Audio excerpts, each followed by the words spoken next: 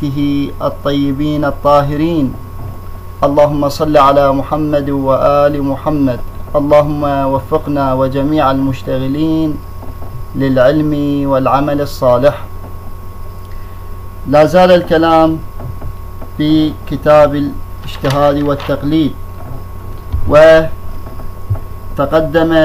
في الدروس الماضية جملة من أحكام. وصلنا إلى المسألة الثانية، وهذه المسألة تتكلم حول أنه إذا كانت هنالك بعض المسائل التي يمكن للمكلف أن يبتلى بها، يبتلي بتلك المسائل. فهنا هذه المسائل التي يمكن أن يبتلى بها المكلف وتكون محل تكليفه، هنا يتوجب عليه معرفة أحكامها. هذه المسائل التي يمكن أن يبتلى بها وتكون عرضة لتكاليفه، يجب على هذا المكلف معرفة أحكام هذه المسائل، كمسائل مثلا الشك والسهو في الصلاة. الإنسان المكلف مبتلى في مسائل الصلاة يوميا، هذا ابتلاء يومي، فهذه فيها شكوك وفيها الإنسان قد يشك وقد يسهو، فلا بد من تعلم مسائل الشك والسهو حتى يصحح أفعاله. وكذلك مثلا بالنسبة إلى التاجر مبتلى بتجارة، فهنالك مسائل أيضا، وهذا محل ابتلائه، فيجب عليه معرفة وتعلم أحكام التجارة مثلا، لأنها محل ابتلائه ويمكن أن يبتلى بها. فإذا تعلم الأحكام الخاصة بالمسائل التي يبتلى بها المكلف هذه تجب عليه حتى يصحح عمله إذا حصل له السهو والشك.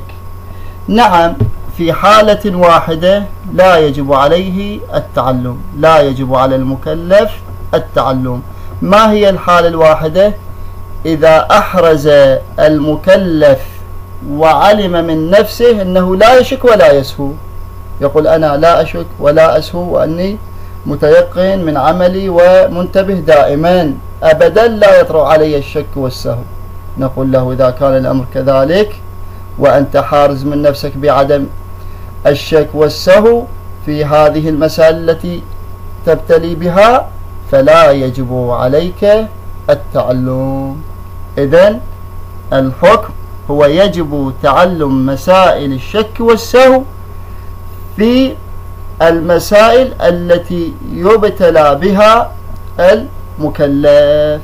أما غيرها من المسائل التي لا يبتلى بها، مثلا أنا الآن طالب علم لا علاقة لي بالتجارة مثلا، فهي ليست محل ابتلائي.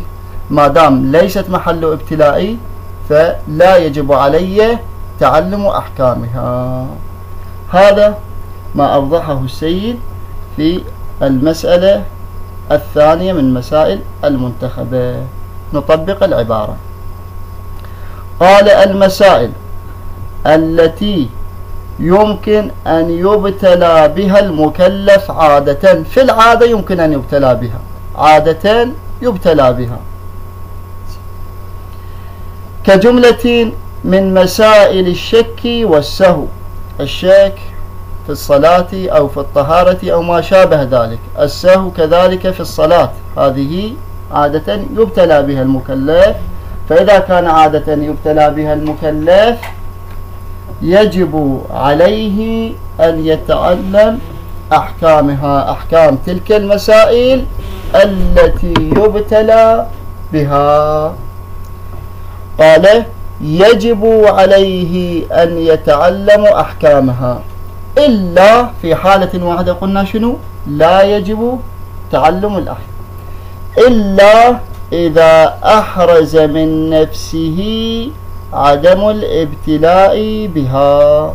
إذا أحرز من نفسه أنه لا يبتلى بهذه المسائل فلا يجب عليه تعلم أحكام الشك والسهو في تلك المسائل التي لا يبتلى بها. هذا ما موجود في المسألة الثانية. ننتقل إلى المسألة الثالثة. المسألة الثالثة يتطرق فيها السيد إلى شيء مهم كثير من الناس لعله أو بعض الناس غافل عنه، أنه بعض الناس يعمل من دون أن يرجع إلى المجتهد في عمله، من دون أن يقلد أو أن يحتاط.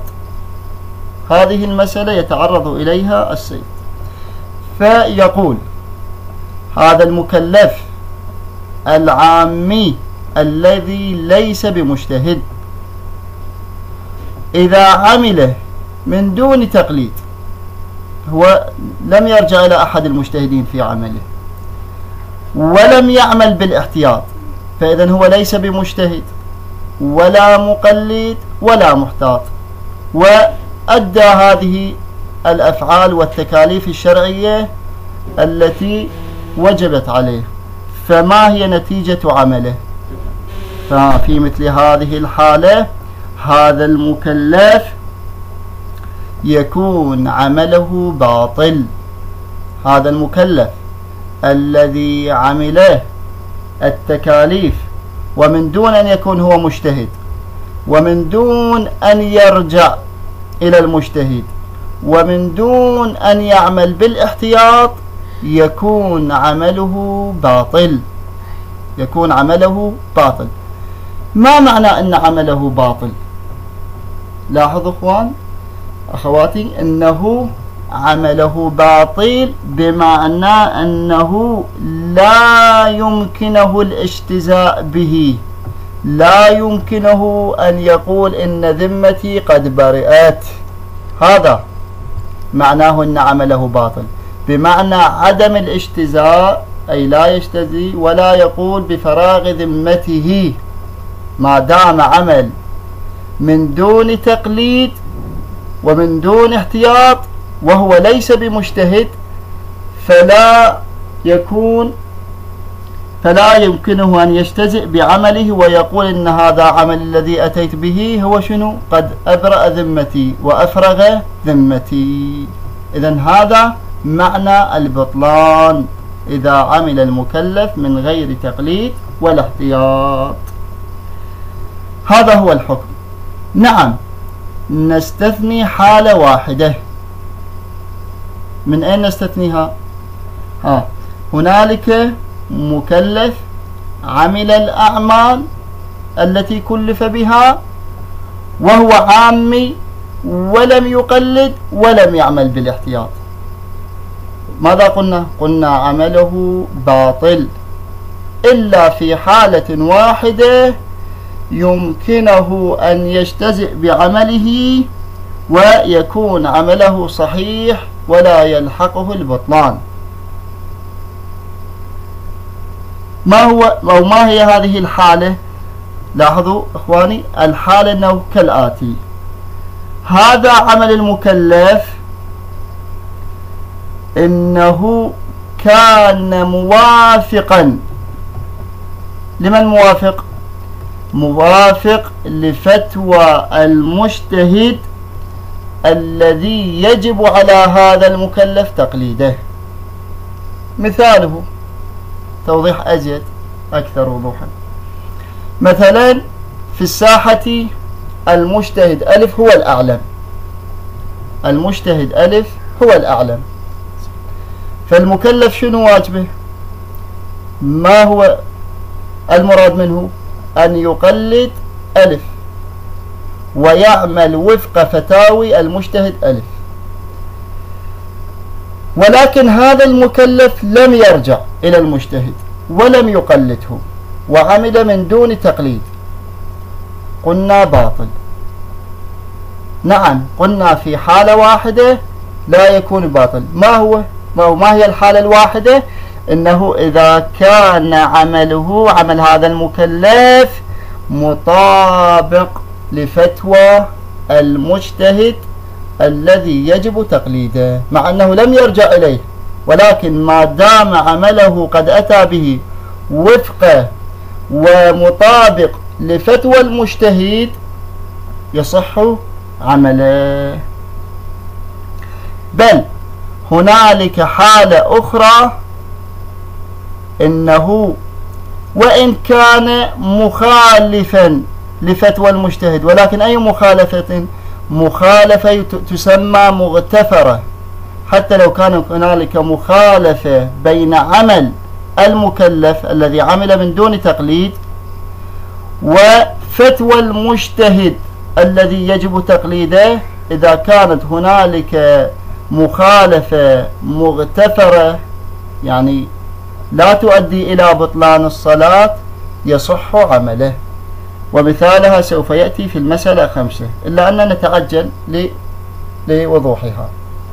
مثلا المكلف الذي عمل من دون تقليد كان يكتفي بتسبيحة واحدة في الركعة الثالثة والرابعة، إلا أن المجتهد الذي يجب تقليده كان يفتي بوجوب الثلاث تسبيحات.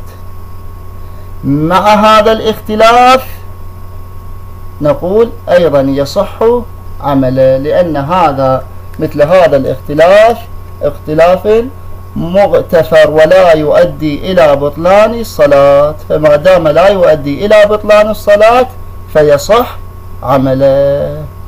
إذن ما هي المحصلة من هذه المسألة؟ أن عمل العامي من غير تقليد ولا احتياط باطل. بمعنى شنو البطلان هنا؟ بمعنى عدم براءة ذمته من التكاليف. لا يمكنه أن يقول أنا برأت ذمتي من التكاليف. نعم قلنا في حالة واحدة يمكن أن يكون عمله صحيح. ما هي الحالة الواحدة؟ إنه إذا كان عمله الذي أتى به موافق لفتوى المجتهد الأعلم الذي يجب على المكلف تقليده، ففي مثل هذه الحالة تصح أعماله. المسألة رقم 3. المسألة رقم 3 سوف أطبق إن شاء الله. بل قال مسألة رقم 3 عمل غير المجتهد، يعني عمل العامي، لأن قسمنا هنالك شخص مجتهد وشخص عامي وأعطينا الفرق. عمل غير المجتهد بلا تقليد ولا احتياط باطل، يكون باطل. سيدنا ما معنى البطلان هنا؟ ما معنى البطلان؟ قال بمعنى، يريد أن يفسر السيد معنى البطلان، لأن هنالك للفظ البطلان معنى غير هذا المعنى الذي يذكره السيد، بمعنى أنه المكلف لا يجوز له للمكلف الاجتزاء به بمن؟ بعمله الذي أتى به من غير تقليد. لا يمكنه أن يقول برئت ذمتي من هذا العمل، لأنه لم يحتمد على حجة شرعية في عمله، فبالتالي لا يستطيع أن يقول قد برئت ذمتي. نعم قلنا في حالة واحدة مع أن المكلف لم يقلد ولم يعمل في الاحتياط صح عمله. ما هي هذه الحالة؟ هذه هي إلا هذا الاستثناء، إلا إذا أحرز موافقته. موافقة من؟ موافقة عمل المكلف. من الموافقة؟ لفتوى من يجب على المكلف تقليده فعلا.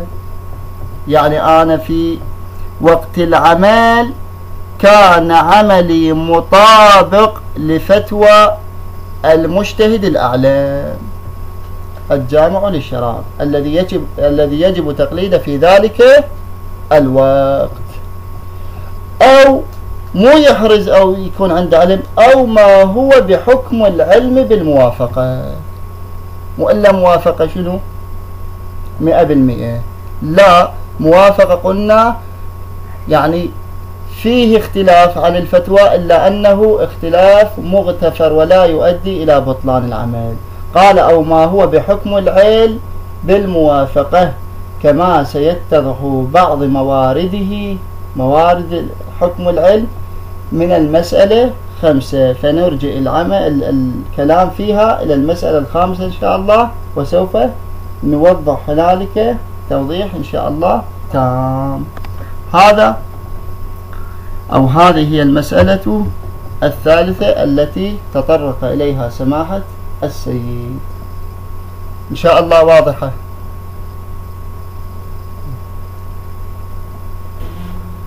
يا الله الصوت يتقطع عند الجميع.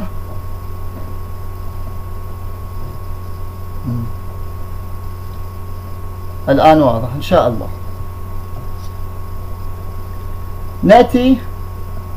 ندخل في المسألة الرابعة. صار تقطع في المسألة الثالثة.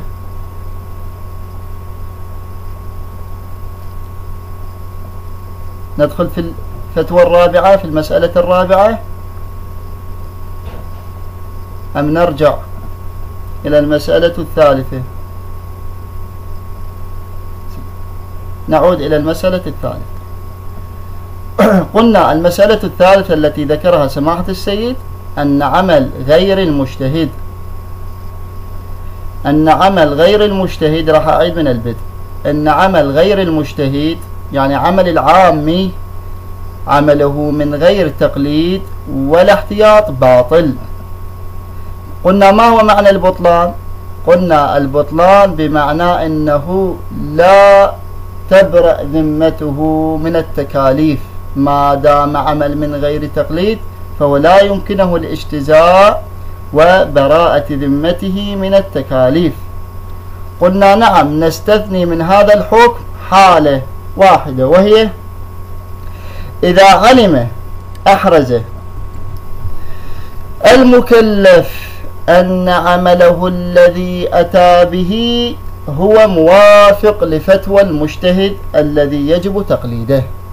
إذا أحرز المكلف أن عمله الذي أتى به كان موافقا لفتوى المجتهد الأعلم الذي يجب تقليده، ففي هذه الصورة صح عمله.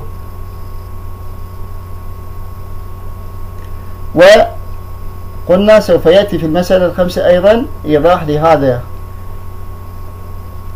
أعيد التطبيق. بل يكون عمله باطل إذا كان من دون تقليد ولا احتياط. هو ليس بمجتهد وترك التقليد وترك الاحتياط، إذن من أين توصل إلى الحكم الشرعي حتى يطبقه؟ كأنه عمل من دون حجة. فمعنى هذا أنه عمله لا يمكن الاجتزاء به ولا يمكن أن يعتمد عليه ببراءة ذمته، فيكون باطل بهذا المعنى. ولكن قلنا في حالة واحدة يصح عمل هذا العامي وإن كان غير مقلد ولا عامل بالاحتياط، والحالة الواحدة إنه يعلم ويحرز إن عمله موافق لفتوى من يجب عليه تقليده، كما لو قلنا أنه المجتهد ألف هو الأعلم، وهذا المكلف عندما عمله كان عمله مطابق لفتوى المجتهد الأعلم.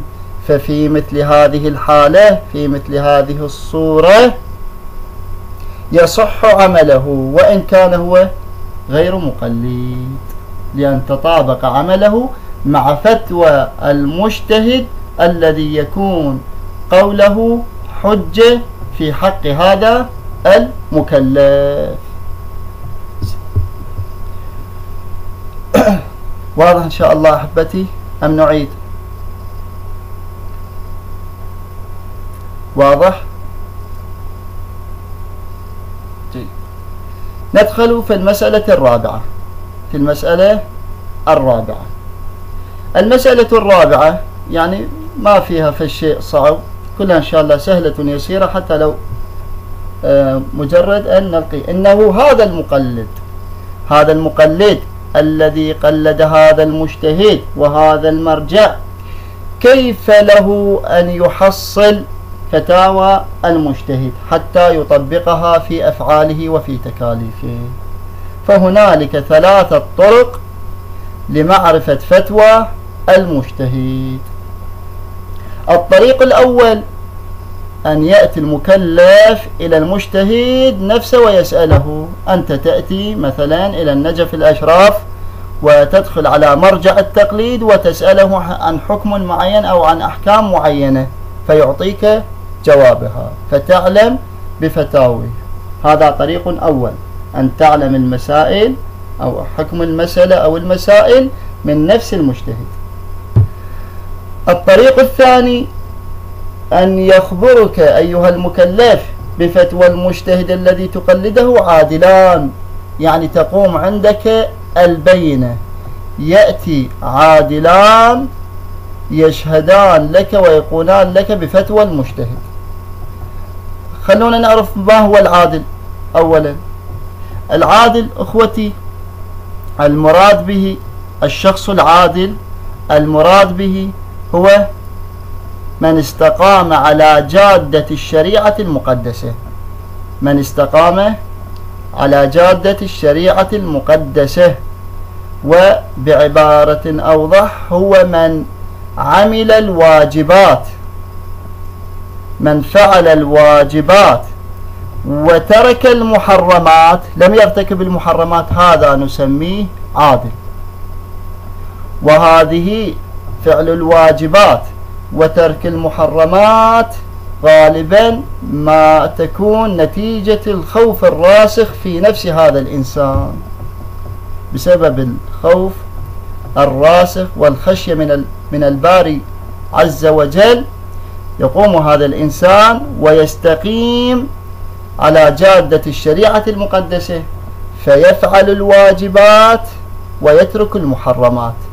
فكل شخص كان فاعلا للواجبات وتاركا للمحرمات هذا نسميه عادل. هذا نسميه عادل. فإذا أتاك شخصان عادلان وقال لك بأن فتوى المجتهد الذي تقلده في هذه المسألة هي كذا وكذا، جاز لك الأخذ بهذه الفتوى والعمل بها. بل يترقى السيد، مو أن يشهد لك عادلان، حتى لو جاءك شخص تثق به، يعني شخص نسميه ثقة. ما هو أخواني الثقة؟ الشخص الثقة، الشخص الثقة هو الذي لا يكذب.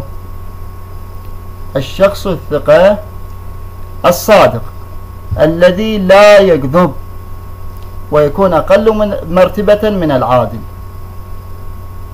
لاحظوا، فهذا الشخص الثقة الذي لا يكذب وهو صادق عندك، إذا أخبرك بفتوى المجتهد الذي تقلده جاز لك أخذ هذه الفتوى والعمل بها. هذا هو الطريق الثاني. الطريق الثالث الذي هو متداول عندنا، نعم، شخص واحد إذا كان ثقة يكفي.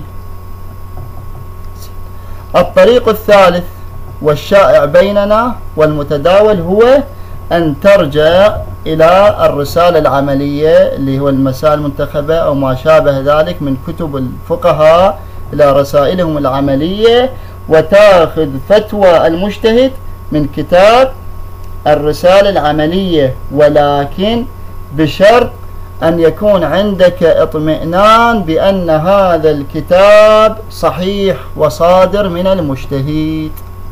هذا هو الشرط. تأخذ من الرسالة العملية الحكم أو الفتوى، ولكن بشرط أن تكون مطمئنا بأن هذا الكتاب وهذه المسائل هي صادرة من المرجع نفسه. نعم، هسه أنه كثير من الأخوة لا يفهمها، هنالك مسائل واضحة، أما المسائل غير الواضحة فيحاول أن يسأل بها حتى يتبين أو حتى يستبين. لاحظوا إخوان، نطبق المسألة رقم 4. قال المقلد يمكنه تحصيل فتوى المجتهد الذي قلده بأحد طرق 3. بأحد طرق 3 يمكنه أن يحصل فتوى المجتهد الذي قلده. الطريق الأول أن يسمع حكم المسألة من المجتهد نفسه. أنت تأتي إلى المجتهد وتسأله عن حكم أو عن مسألة معينة فيعطيك حكمها فتأخذه وتعمل به.